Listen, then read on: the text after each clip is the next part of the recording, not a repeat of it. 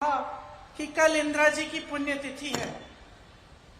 मुझे एक छोटी अपनी बात याद आई। मैं 12 साल की थी। उस दिन सुबह 9 बजे 8 बजे मैं स्कूल जा रही थी, तो हम लोग इकट्ठे रहते थे। दादी के पास गई। स्कूल में एक प्रतियोगिता थी, उसके लिए मैंने दादी का एक झोला रखती थी, मैंने उनका झोला मांगा। नाटक की प्रतियोगिता थी। झोला मांगा दादी से और उनको प्यार से ऐसे पकड़ के बाय बाय बोल के स्कूल चली गई। तकरीबन 2 घंटे बाद हमें स्कूल से लेने के लिए सुरक्षा कर्मी आ गए। गाड़ियों में रखा, बिठाया। काफी इतने सारे सुरक्षा कर्मी मैंने जीवन में नहीं देखे थे। अचानक हमें घर ले गए। हमें मालूम नहीं था, राहुल को और मुझे, कि क्या हुआ।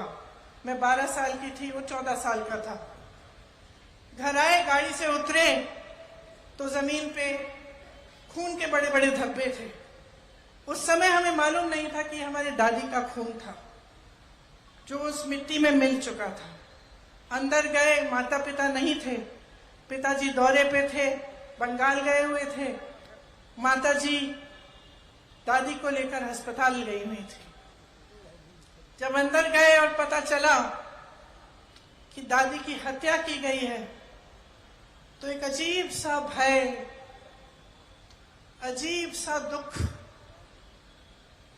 मन में जागा और ऐसे लगा कि क्या अगले दिन सुबह हो भी सकती है कि हमारी दादी, जो सिर्फ हमारी दादी नहीं थी लेकिन एक महान शख्सियत थी, क्या उनको इस तरह से कोई खत्म भी कर सकता है, और इतनी हिंसा से। और अक्सर मैं सोचती हूं कि इतनी हिंसक घटना घटी हमारे साथ। हमारी दादी मां समान थी हमारे,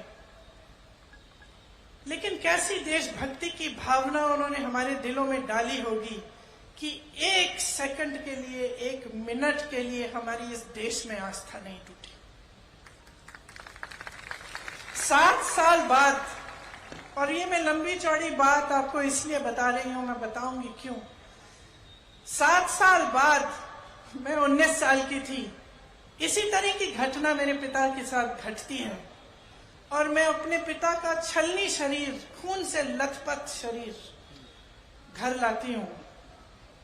फिर भी मेरी इस देश में आस्था नहीं टूटती, फिर भी देशभक्ति कम नहीं होती, बढ़ती चली जाती। कैसी भावना होगी उन लोगों के दिल में कि हम बच्चों में उन्होंने ऐसी देशभक्ति की भावना डाल दी कि तब से लेकर अब तक ये टूट नहीं पाई। मैं इसलिए ये सारी बातें कह रही हूं क्योंकि जब हम अपनी बीती हुई पीढ़ियों की बात करते हैं, जब हम इंदिरा जी की बात करते हैं, नेहरू जी की बात करते हैं, राजीव जी की बात करते हैं, तो हमारी आलोचना करने वाले एकदम से परिवारवाद की बात उठाते हैं। मैं आपसे ये कहना चाहती हूं कि ये परिवारवाद नहीं है, ये देश के प्रति एक भक्ति है जो टूट नहीं पा रही है।